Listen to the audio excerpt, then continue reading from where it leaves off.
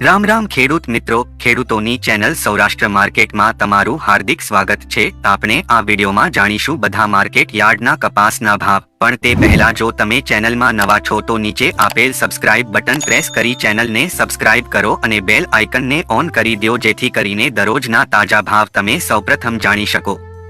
અને મિત્રો વિડીયોને છેલ્લે સુધી જોજો જેથી તમને તાજા ભાવનો ખ્યાલ આવે અને વિડીયોમાં બધી માહિતી વાંચીને સમજવા વિનંતી। તો આજના ભાવ આ પ્રમાણે રહ્યા હતા।